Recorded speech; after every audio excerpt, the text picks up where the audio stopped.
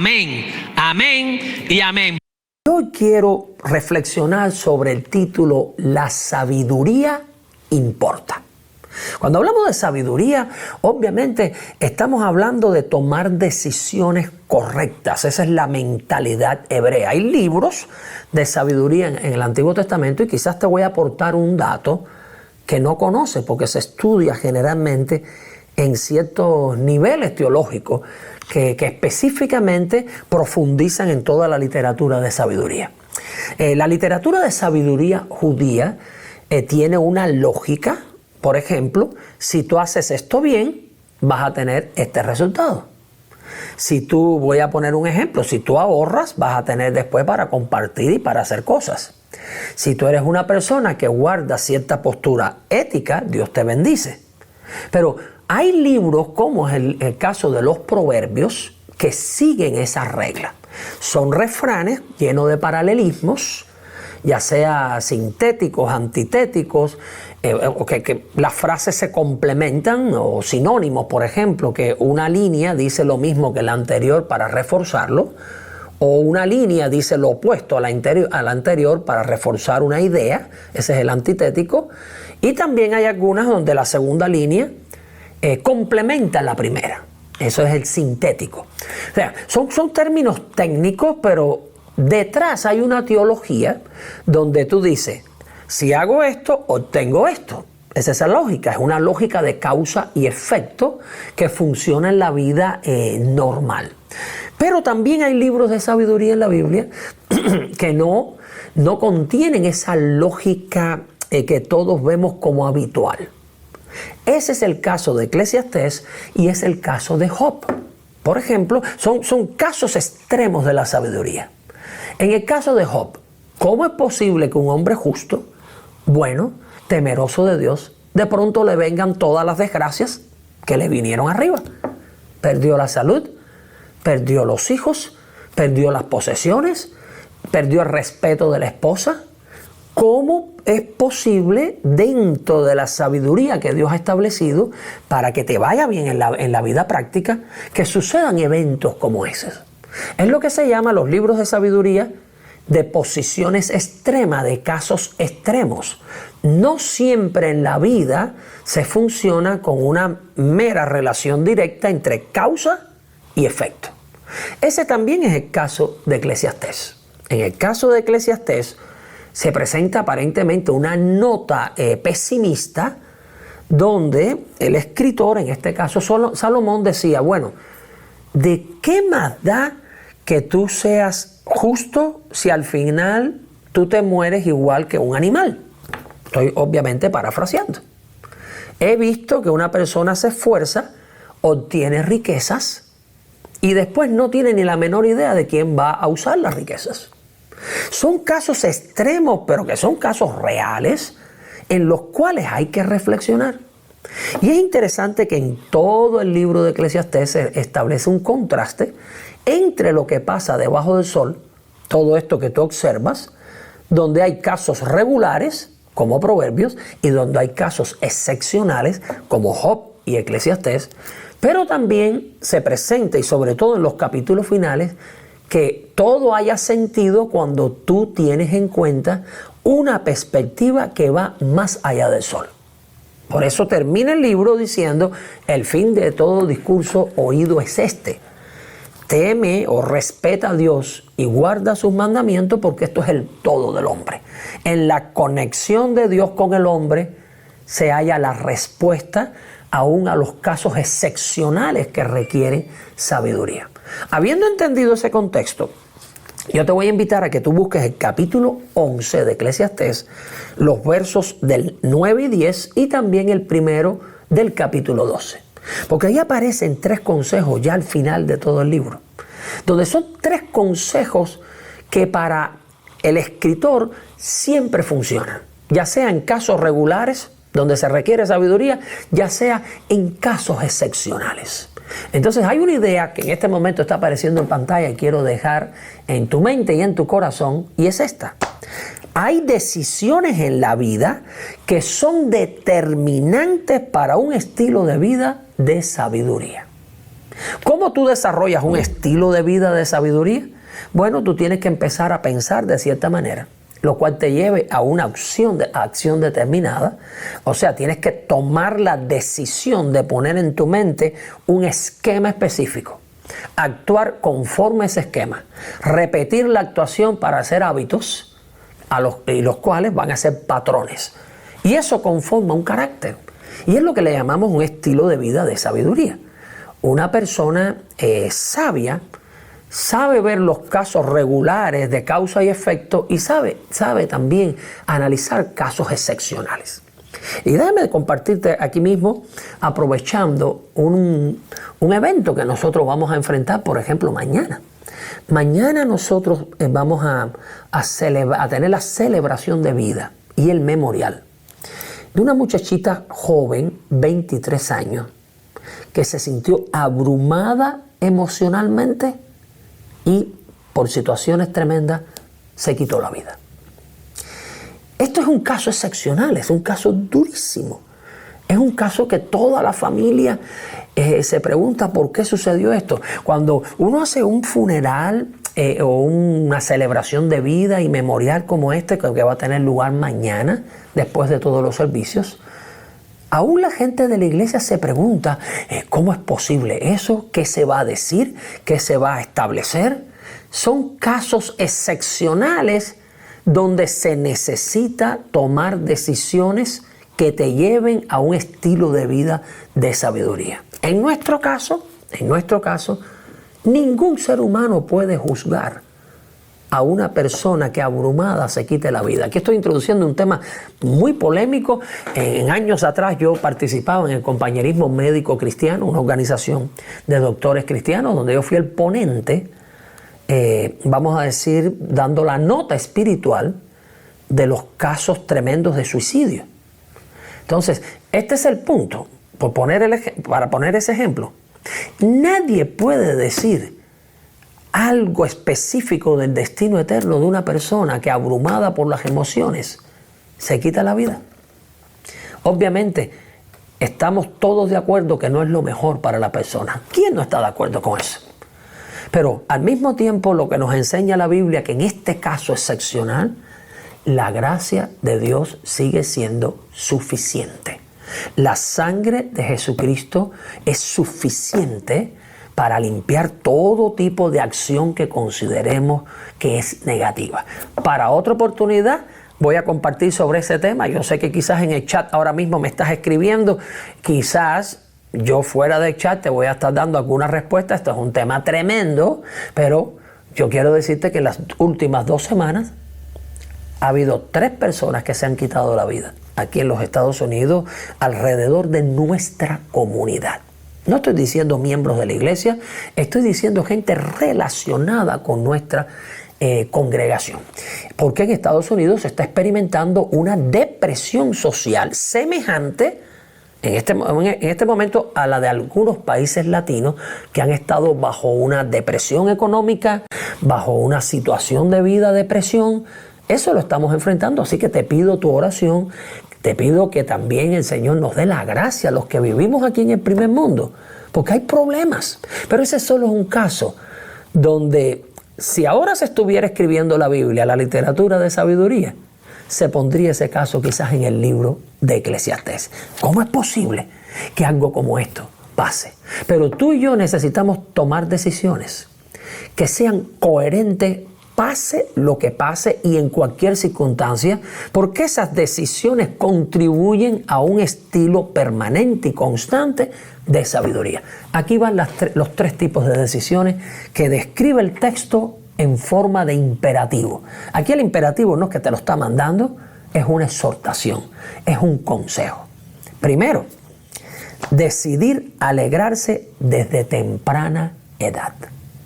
Enfrentando a nosotros esta situación de depresión, este texto es muy relevante. Cuando uno decide alegrarse, apoyado en el Señor, sacar de las reservas emocionales y decir, venga lo que venga, este es el día que ha hecho mi Señor, me voy a alegrar y me voy a gozar en Él, voy a aprovechar y voy a disfrutar todo lo bueno que tiene la vida, la familia, voy a disfrutar mi esperanza eterna, voy a disfrutar la compañía de mi Señor que me dice que va a estar conmigo todos los días hasta el fin del mundo, en las buenas, en las malas. Mira cómo lo dice el texto.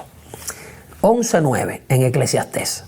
Alégrate, alégrate, joven en tu juventud, y tome placer tu corazón en los días de tu adolescencia, y anda en los caminos de tu corazón y en la vista de tus ojos. Pero sabe que sobre todas estas cosas te juzgará Dios, o Dios lo tendrá en cuenta. ¿Cuál es el consejo? Alégrate. La palabra en hebreo significa que tú saques del interior para que tu rostro brille. Hay un ejercicio de la voluntad que tú y yo podemos hacer, una voluntad subordinada al poder de Dios, para simplemente hacer que el rostro brille, aun cuando tú y yo no tenemos deseos de que brille. Yo estoy seguro que en algunas oportunidades a ti no te da deseo ni de levantarte de la cama. Pero cuando dice aquí alégrate y tome placer es una expresión que viene del vocablo tov como sustantivo, que es lo bueno, y taf, que es un verbo que significa la acción de hacer algo bueno, que tú tomes placer, que tú te goces en lo bueno. En medio de las sociedades donde hay manifestaciones del mal, una cosa muy buena es que el bien es más necesitado que en ningún otro lugar. Ustedes me han escuchado a mí decir esto en otras ocasiones. Lo mejor que tiene esta situación es lo malo que está. Eso yo lo he dicho, hay veces en situaciones de iglesia, en departamento, en cosas que nos salen mal, hay veces en situaciones familiares, pero el arte de decidir alegrarse es algo que hay que desarrollar como estilo de vida. Yo recuerdo haber leído un libro cuando era muy joven, era un libro viejito, el título era, no lo he encontrado más nunca, El arte de vivir. Y uno de los capítulos era el arte de aprender a gozarse con los eventos en la vida que Dios pone alrededor de nosotros en la rutina diaria.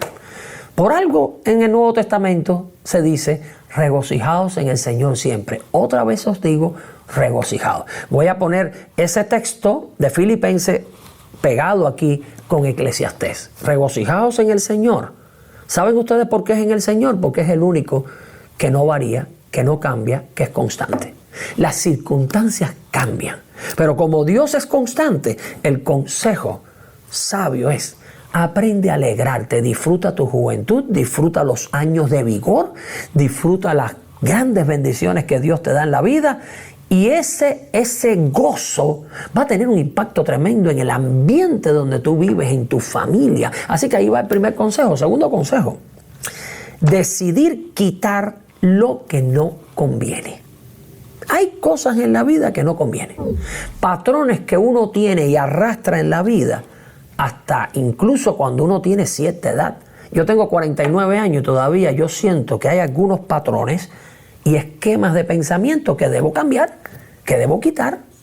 Y la continua evaluación de cómo estoy viviendo, cómo estoy enfrentando los eventos que normalmente me afectan más que otros.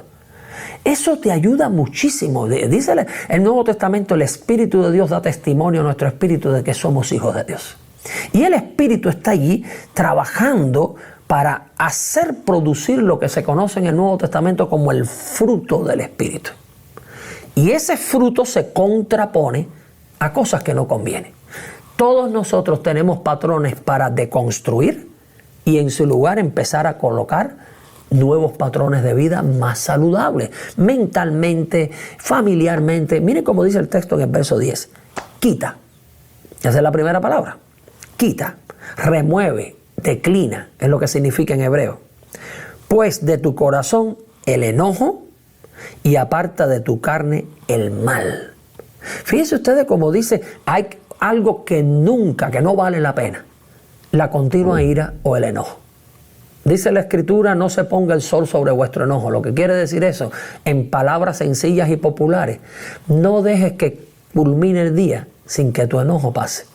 No te acuestes enojado, no vas a dormir bien, vas a estar contrariado y te vas a levantar sin ningún tipo de energía, vas a estar totalmente contrariado. Dice también la Escritura, la ira del hombre no obra la justicia de Dios. Cuando tú y yo estamos airados y actuamos bajo la ira, metemos la pata. Hay cosas que hay que eliminar de la vida. Y aquí dice el mal. No seas vencido por el mal, consejo del Nuevo Testamento, Romanos, sino vence con el bien el mal. Y el texto termina diciendo, porque la adolescencia y la juventud son vanidad. Y este vocablo de vanidad se repite tantas veces en este libro. Vanidad de vanidades, todo es vanidad. Es el vocablo hebel. Significa algo hueco, sin sustancia, temporalmente interpretado, transitorio. Y entonces todo el libro enfoca que no hay algo en la vida terrenal con la suficiente sustancia como para que perdure permanentemente.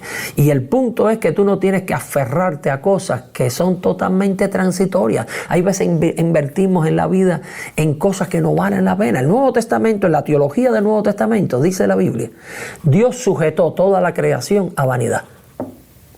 Y dice, ¿qué cosa es eso? Bueno, que cuando el ser humano se rebela contra Dios, Dios dice, maldita será la tierra por tu causa. Y somete todo lo que uno hace bajo el sol a una especie de ciclo interesante donde tú dices, ok, yo nazco, estoy un cortico tiempo y después muero. Yo trabajo duro, disfruto un poco el fruto del trabajo y después se pierde la sustancia. Estoy con una familia que construyo y después se van los seres queridos. ¿Qué pasa aquí? Bueno, se necesita la perspectiva más allá del sol.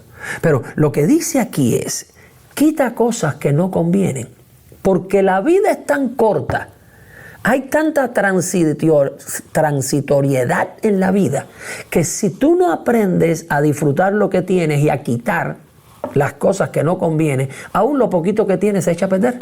Y no lo disfrutas. Ese es el punto de sabiduría aquí. Y aquí va el tercer consejo. Decidir acordarse de Dios. ¡Wow! ¡Qué cosa tan sencilla esta! Simplemente vivir no como un ateo práctico. Todos nosotros hemos vivido en algún momento como un ateo práctico. Aún los pastores preparando sermones técnicos. Pero estamos hablando de que en mis decisiones, en mis proyecciones, yo simplemente me acuerdo, traiga la memoria, tenga presente, considere que hay un Dios que es real, que no es una falacia, que no es una utopía. Noten ustedes el capítulo 12, verso 1, con el cual termino. Acuérdate. Empieza así. ¿Te das cuenta que todos empiezan con un imperativo? Vean ustedes. Alégrate, quita, acuérdate. Acuérdate de tu Creador en los días de tu juventud. Antes que vengan los días malos y lleguen los años en los cuales digas, no tengo en ellos contentamiento. ¿Saben ustedes a qué se refiere este pasaje? O sea, acuérdate de Dios cuando dice los días de tu juventud es mientras tienes vigor. Porque van a llegar los días donde ya los años, los achaques, el físico, incluso la mente, no te dé. Y aquí se empieza a describir en el capítulo 12 magistralmente y lleno de figuras de dicción, se describe la vejez. Cómo empiezas a perder, a encorvarte, cómo pierdes la fuerza de las piernas, cómo las manos empiezan a temblar, cómo empiezas a perder la capacidad de oír, cómo empiezas a perder todo tipo de incluso de ciertas motivaciones. Ya llega el momento que te vuelves totalmente dependiente. Y tú tienes que acordarte de Dios desde los tiempos que tú tienes vigor, para que inviertas la vida de una manera en cosas que perduran, que van más allá incluso de la vida física. Yo no sé si tiene sentido para ti esta perspectiva que nos presenta el predicador, como se refiere la persona que habla aquí, que sin duda se trata de Salomón, y ya no un Salomón joven, sino un Salomón anciano, un Salomón lleno de días, un Salomón que ha vivido mucho y que ha aprendido mucho. Un Salomón que dijo, vanidad de vanidades, dediqué mi vida a los placeres. Él tuvo más mujeres que nunca, que nadie, que ningún otro.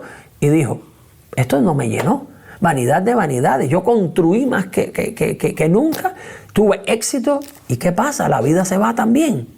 Y un Salomón que definitivamente llegó a la conclusión que la esencia de la sabiduría en la vida tiene que ver con Dios. Acuérdate de tu Creador. Yo lo digo y ustedes conocen esto. Mete a Dios en la ecuación de la vida. ¿Cómo vas a reaccionar tú en esta tarde? ¿Vas a valorar que la sabiduría o el estilo de vida sabio realmente importa?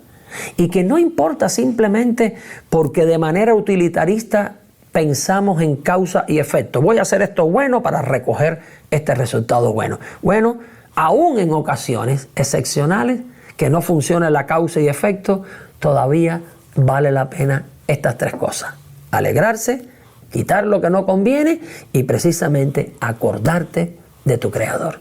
Es nuestro mayor deseo. El deseo de First Baptist Orlando en español. Que Dios te bendiga ricamente.